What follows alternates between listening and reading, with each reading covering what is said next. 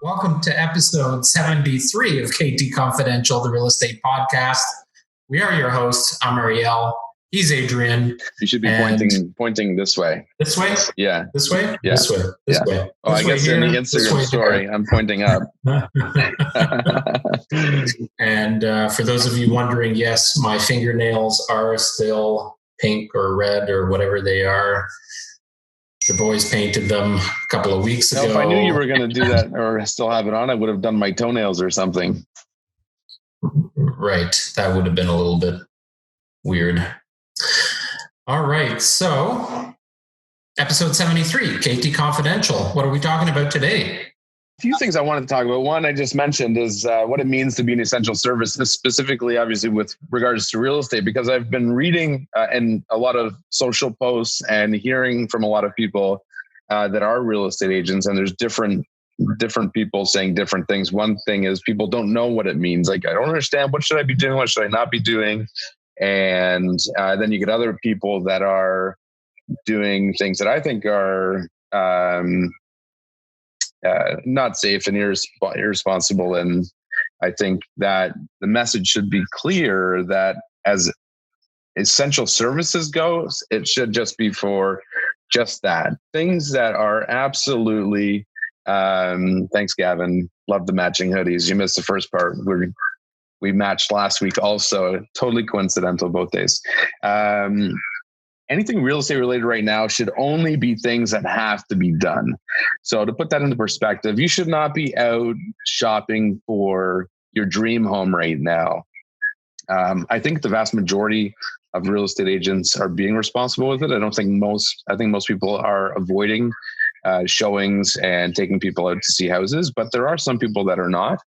I think the only circumstance where you should be, though, is if you absolutely have to move. Maybe you've already sold your house and you've done everything you can to try to extend the closing. Perhaps you've not been successful. The other party is not able to cooperate. In that case, you need to find somewhere to go. You are only selling your home right now if you need to. Right. Which brings up a question. If you're out there to buy a home right now, knowing that the home's Jimmy says there's a lot of echo. Is your audio on your phone all the way down? Yeah. It's weird. So is mine. He could be picking up my laptop audio. Maybe. Jimmy, is that any better? Hello. Is the echo gone? Ariel's side. It's on Ariel's side. I am shutting off my laptop video or audio and leaving the phone audio for me to listen to. That should be better. Gavin, it's good? Yes. All right. Yeah. So here's what I was saying is if you're out there buying a home right now, you've got some leverage in that whoever is selling their house has to sell. Like, who in their right mind is going to list their home for sale if they don't have to sell? That means they are probably committed to another property, or they've been relocated, or they've lost their job and can't afford the home, whatever the case may be. They've got to sell. Your buyer is in a buyer advantage. But here's a stat that came across my emails yesterday. Showings are down when you compare month over month between end of February and end of March. They're down 75%. Huge. So 75% of the audience that was going to look at your home last month is sitting at home where they should be. Right. So, the market out there for buyers is pretty minimal. And that 25% of people that are going out to see homes, there is a good percentage that have to buy homes as well. So it's this weird market right now where you have sellers that have to sell and buyers that have to buy. There is still a good amount of supply on the market, which is a little bit scary. But what I think is going to happen is if everybody's cooped up at home and in self-isolation for the next 2 months, which it looks like is quite possible, that inventory is going to diminish and deplete because there are buyers that are out there that need to purchase a home, that need a roof over their heads for whatever reason, whether they've just immigrated, their leases are due, and they're they're strapped financially and need to downsize. Whatever the case may be, there are still buyers out there, and we're going to talk about the ways that buyers are buying homes right now. Steve Bruman on our team just did a deal for a $1.2 million house last night, and was able to do that very successfully and very cautiously and carefully. But the point is, less homes being put on the market over the next 2 months. There are still buyers out there. Mortgage rates, like, holy smokes, if you're going for a variable rate right now, less than 2% rates are available, which is unheard of. So I think what's going to happen is over the next 2 months, we're going to see a depletion of the current inventory. And as soon as the floodgates open, where the health ministers and the government and everybody gets together and says, okay, we're back to normal, or as normal as can be for the time being, go back to work. I think the floodgates are going to open, and we are going to see a really interesting market for real estate. I think the prices are going to come down a little bit now. They already have. I was saying this yesterday. I think they've come down about 5% in the last 3 weeks.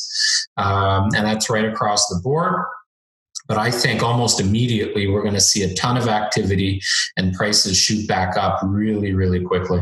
I agree completely. I think one big miss with the government, I think what they should be doing is just completely stopping everything real estate related, because you've got, if anything, I mean, it puts people in a bad, potentially can put people in a really bad position, because you've got people that bought houses in the beginning of March, anytime through February, during the peak of the current season where things were crazy, tons of multiple offers, houses selling for record prices, higher, sometimes significantly higher than the craziness of 2017, which was the peak of the last peak we saw. And then all of a sudden now they're starting to get their house ready. And just as they're getting ready to go to market, all of this stuff happens. And they've potentially been put in a position where financially, they may not be able to sell their house. Two, if they do, it likely will be for significantly less than what they had hoped to get. And that may or may not pose a problem depending on the purchase price and their financial situation with the house they purchased. But if the government just said, all right, everybody stop, let's get this done. Everyone would be forced to stay where they are. You wouldn't have to worry about closings. Everything just be delayed by X amount of weeks, whatever it is, and then start up again later on. I 100% agree. That should have been the ultimate decision, to just shut it all down. Yeah. Like if everything is shut down, that means nobody's moving. Right. So if you're closing on a new property, well, that's delayed too. So everything gets delayed and shut down. No mortgages being assigned, no trading of real estate, no trading in the land registry system for new closings. Nothing. Everybody just shut down. Absolutely. Well, I had a client call me. And we have to deal with it as it is, because we've been listed as an essential service. But at the same time, the Ontario Real Estate Association is sending out protocol to keep us at home. Yeah. Finally, this is the first weekend that I have seen very, very, very few. I mean, a handful of open houses in all of the towns and cities in the GTA that basically have finally decided, okay, we're not doing any open houses. But surprisingly, there are still a few out there. So. Yeah. Oh, sorry. I lost my audio for a second there. I wasn't sure what happened, but I got it back. For anybody that's watching live on Instagram, this is episode 73 of KT Confidential. We're talking about the real estate market. If you've got any questions that you want answered, real estate related, or even anything about us or our team, we're happy to discuss them. So go ahead and chime in, leave a comment. I had a client a few days ago call me and say that there was a house they were interested in buying and they wanted to go see it. And I explained to them that at this time, we're not doing showings. In their particular situation, it was just, a house that they were interested in. It's not like they had sold their house or anything. They've just, we had been actively looking and kind of watching for houses that may be of interest. I won't say casually looking because they are ready to kind of make a move, but it was just the very preliminary steps we had taken. Anyway, so I explained, listen, we're putting everything as a company. We've decided to put everything on hold, to be responsible and do the right thing and be safe and limit everybody's exposure. But also, you don't want to be buying a house now and then be put in a position where you have to sell your house in a market that we have no idea what's happening. And, by all accounts, everything we can see, it's not a time you want to be listing your house for sale anyways. Well, that goes back to some of my biggest advice that I give people is buy and sell in the same markets, right? This is your biggest investment. So maybe you buy pre-construction and your home is closing in a year and a half. It's kind of uncontrollable, but it is a risk, right? So the market could see a big peak and you gain equity on the new home that you haven't closed on, and you gain equity in the home that you have. But what if the reverse happens, right? So as an example, if you buy a home today and it takes you a week to firm up on that deal, another couple of weeks before your home is on the market, or a week before it's on the market, it takes a couple of weeks for it to sell. That's a month spread. And in the last month, we've seen a 5 to 6% decrease in values pretty much right across the board. So if it was to decrease another 5 to 6%, that is potentially a big enough spread that people could find themselves in financial hardship. So you have to buy and sell to the best of your ability where things are on equal playing ground. And right now they're not. So if even if there is a deal out there, but you don't have to buy a home right now, just wait and let things settle down, because you do not want to be selling a home in this market. As much as I'd love to list 10 homes right now, quite frankly, you're not getting the same level of service, right? Yeah, absolutely. Our stagers are grounded. We've grounded all of them that they're not going out and doing staging. Our designers are not doing design consultations right now. We don't feel comfortable sending them into people's homes. You don't know where they've been. They don't know where you've been. You don't want cross-contaminations. Things like our floor plan technician, the cleaners, our client care manager, Jen, our sales staff. Usually we have about cleaning companies, home inspectors. A lot of these companies are considered essential, but they're not all working. Usually there's about 12 people going in and out of your home before it's even listed. And that's just from our team and our third-party suppliers. So, we can't do half of that stuff right now. So you lose all of that ability. Well, Gavin was asking a good question that we've been receiving, and he was saying, on speculation, what sort of long-term effects do you think this will have on real estate? So I think based on what we're seeing, like, we have a lot of active buyers kind of sitting on hold right now, and we have a number of people that are interested in selling. We've done a handful of quasi design staging consultations. So we've done them virtually. So our stagers, our designers are doing consultations over using photos and video and FaceTime and stuff like that.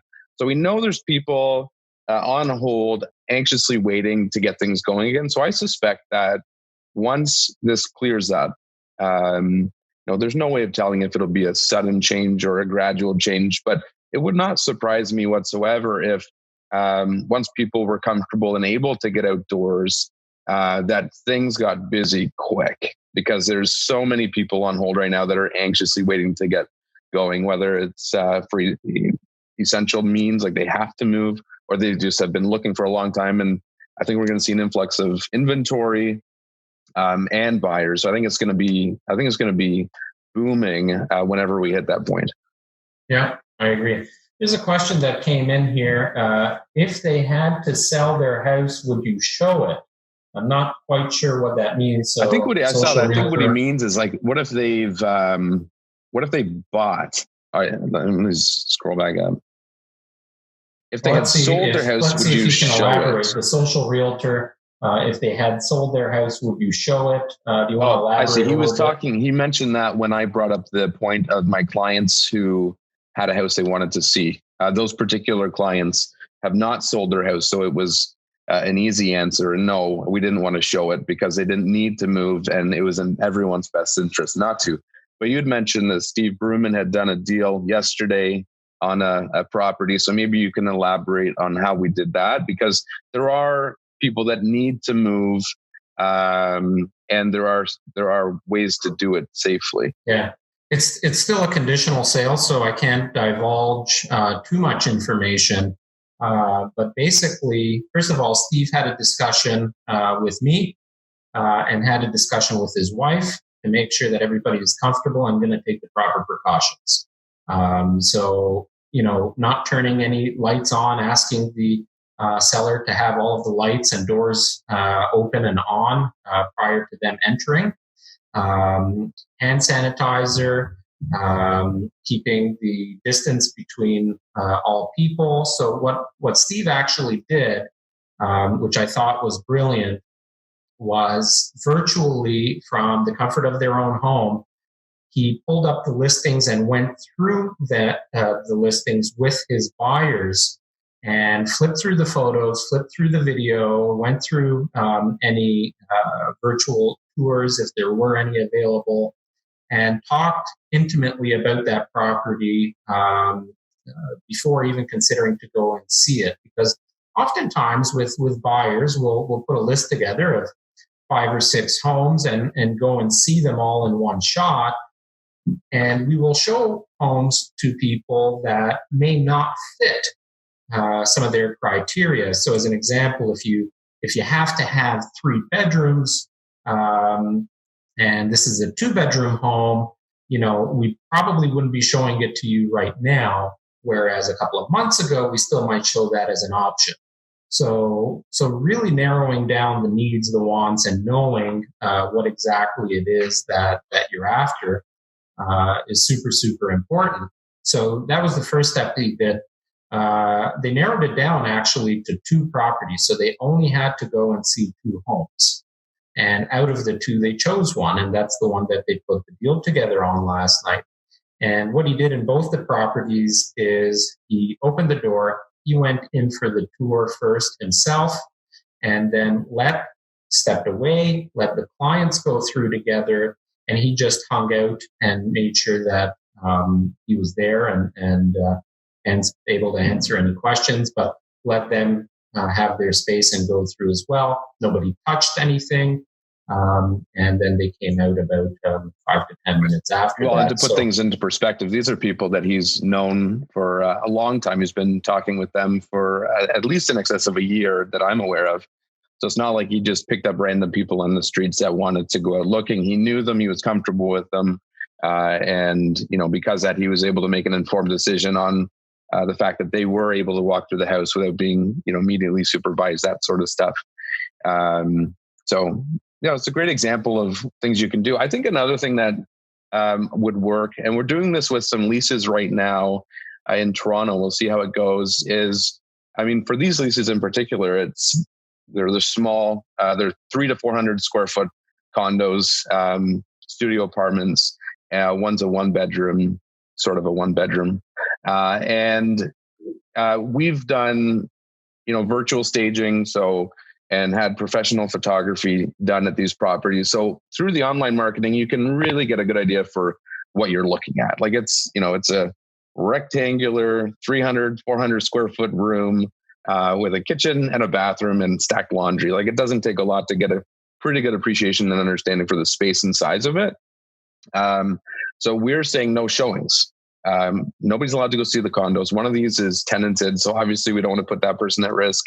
And the average person can look at the listing and say, okay, well, based on what I see, and based on the properties I've seen in person in the past, this looks like something that is or is not suitable for me. I'm going to make an offer. So what we've decided to do is if somebody wants to rent these condos, they can submit their offer with all the supporting documents. If we receive an acceptable offer from a tenant that we deem qualified, then that offer will be accepted on condition of them viewing it in person. So there's no sense in exposing 50 different people to one condo when maybe a fraction of those people, one, qualify. Half of those people may have been recently bankrupt or lost their job, or who knows what the circumstance is. The tenant may not be acceptable in the eyes of the landlord. So, why expose people unnecessarily? I think that same concept could maybe work in resale applications too, especially for people that are experienced buyers. A lot of people can look at a house online and say, yes or no, like there's a high probability that I will be interested in this home, or no, this is definitely not something I'm interested in. And I know, like personally, I would be comfortable buying certain types of homes sight unseen on condition of viewing it later.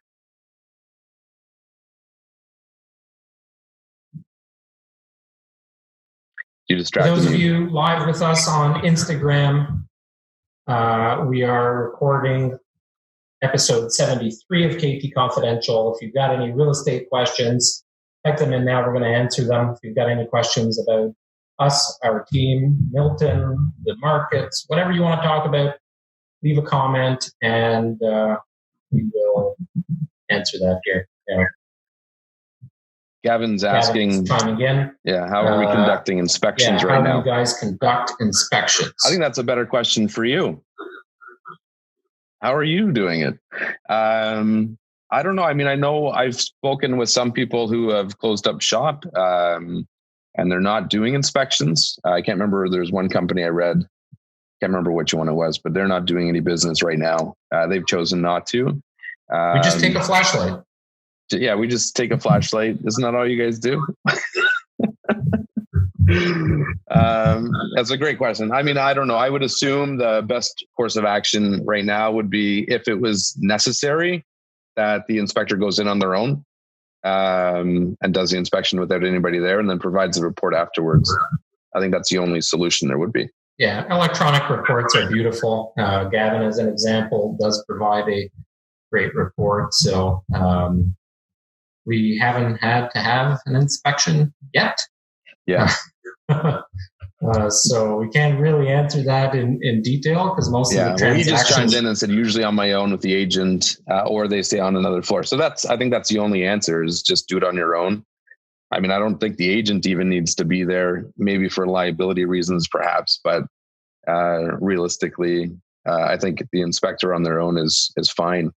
As long as the homeowner is agreeable, right? Like as long as the everybody knows the home inspector is going in on their own for social distancing purposes and for the safety of everybody.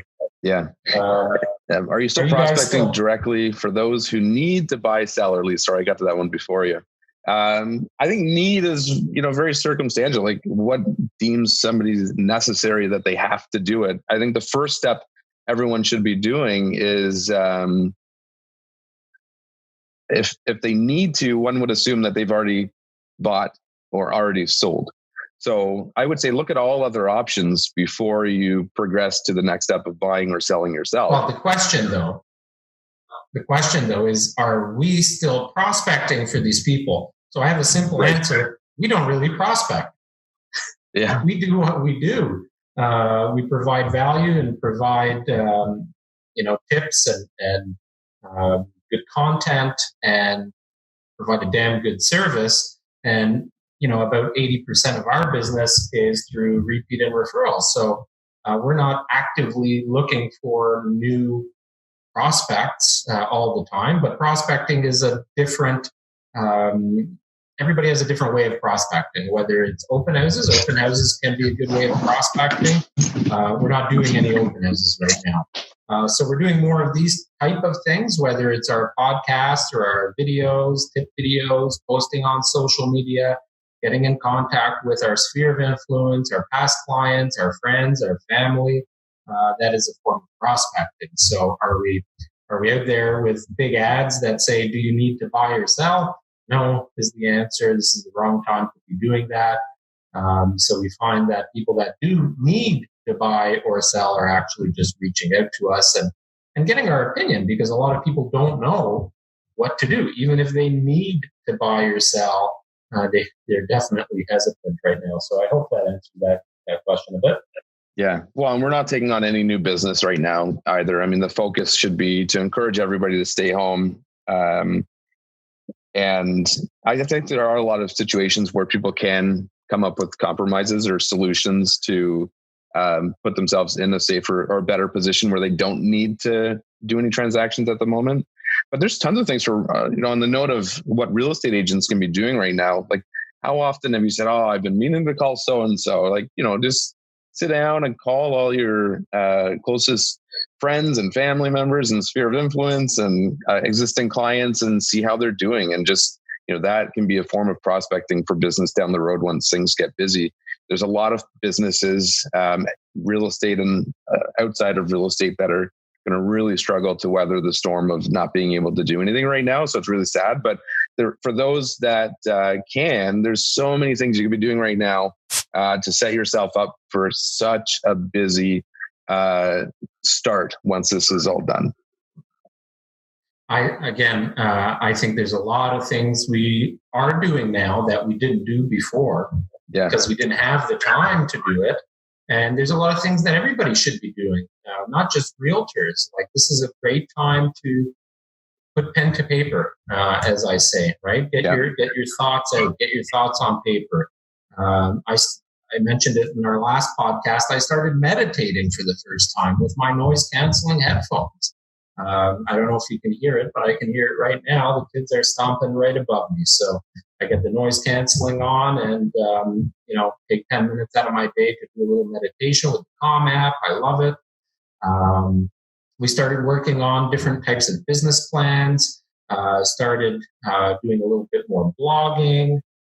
So a lot of things that you can be active with. I haven't left my home office in 3 weeks, but I've been more productive in the last 3 weeks working from home in my home office than I would have from the KT studio, because of all of the disturbances. And, you're in and out of the office all the time, showing properties, dropping this off, pick this up. And now you can really just focus, right? So that's a big part of it. Episode 73 of KT Confidential. Keep those questions coming in. I'm going to answer them for you right now. Sorry, I keep getting phone calls. It keeps kicking me out. I don't know if the interruption is noticeable on the video or not, but my Instagram live feed is frozen. Oh, video pause. There we go. Seems to be working now. Can you see me on IG Live? Can you hear me? Hello? I lost your audio there, Adrian. Did you? You can't hear me? I hear you. I don't know. You can't hear me at all? Hello. Some technical difficulties. I can hear everything fine. You can't hear me? Can you hear me on your phone? If you turn your phone volume up, turn your phone volume up. I turned my laptop volume up. You can hear me there? Yep. Yeah, that'll start echoing though. That's because I keep getting phone calls. So I'm going to try turning off my cellular on my phone. I don't know why it's doing that. It's really annoying. Is that any better? Trial and error, my friend. We've never done a Zoom podcast with the Instagram Live. So give us some credit, will ya? Can you hear me now? Nothing? Not on Insta. No, I don't know. Maybe... Can everybody hear Adrian and me as well on the Instagram Live? Can you just comment real quick if you can hear us? Anyways, we can end the Insta for now and just wrap up the podcast. This will be posted on YouTube, obviously. Every Monday morning, our podcasts are streaming on SoundCloud, Google, iTunes, Stitcher, Spotify, And of course, the video is up on YouTube. So yeah, Instagram can't hear you, so I'm not sure what's going on with your phone. We're going to wrap this up, guys. Anyways, we will answer any remaining questions for you. Adrian was just saying in our Zoom chat here for our podcast recording is this podcast will go live or will be loaded into our KT Confidential playlist on YouTube. So you can go to ktconfidential.ca.